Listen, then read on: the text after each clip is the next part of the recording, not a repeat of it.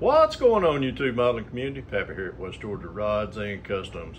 A while back in one of the very well-known Facebook groups that I'm a member in, a topic of different paints, whether it was whether you're painting with let's say Tamiya or Rust-Oleum or what have you, came up, and it got to be kind of a heated debate, and it's always a debate. You know, can you use enamel over lacquer, lacquer over enamel? You know, just that old, 6 and 7 right there. Well, I tell you what, everybody knows what I use as far as paint line. I prefer using and strictly staying with Tamiya products, all the way from the primer to the base coat to the clear. With that being said, if you ever have an oops, and I get this question a lot of as far as on my channel, Pappy, what do you use for a stripper? And I kind of say that loosely, tongue-in-cheek.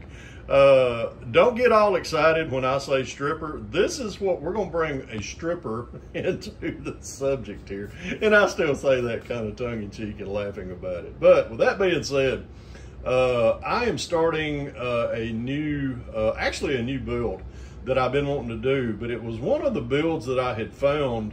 It was a kit that that somebody gave me, and it was a paint bomb. It just had multiple layers of either enamel and lacquer and what have you.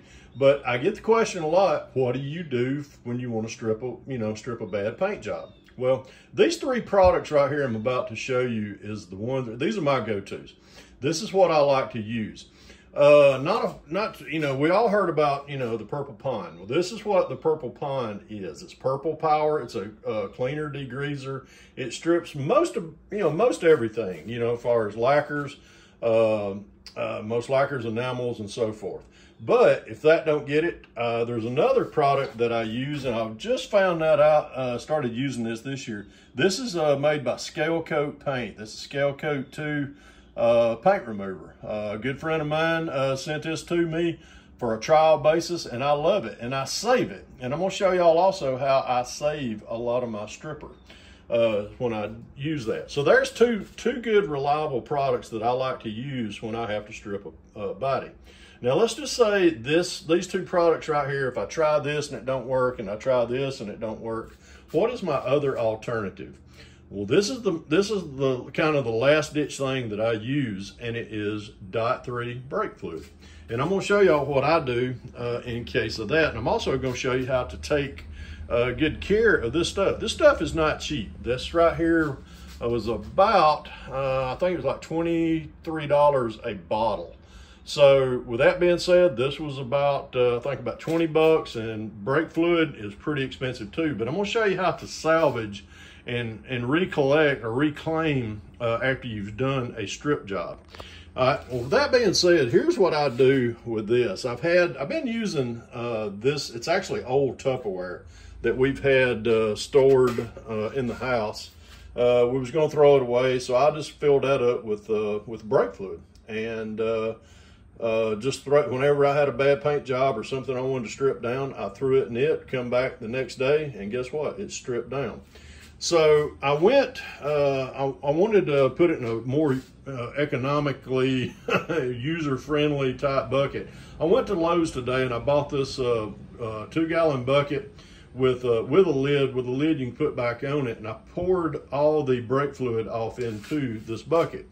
Before I poured it in there though, well, let me, and I don't want to get my fingers recontaminated.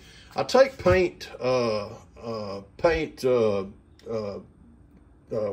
funnel. I'm trying to grabbing straws here, paint strainers. What I do is I filter all the old paint out of that before I go over it back into the clean bucket. So if you wonder how many layers of paint I had stripped on this thing in this bucket for a while, this will tell you in about 2 seconds. That is one, and you see the residual of a second filtering that I did. There is the first, when I filtered everything out. That is just, man, I see oranges, blues, blacks, what have you. And then there, if you look down in the bottom of it, that's the residual of what's been in there. It's been in probably a It's probably been an accumulation of about 4 years worth of different strip jobs that I had to do. I'm fixing to get rid of this. I am going to throw it away here just in a little while, but I'm going to put it into a plastic bag.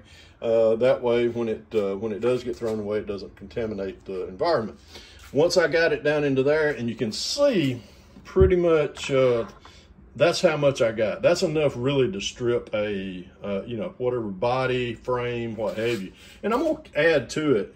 But each time when I strip something, I will refilter it.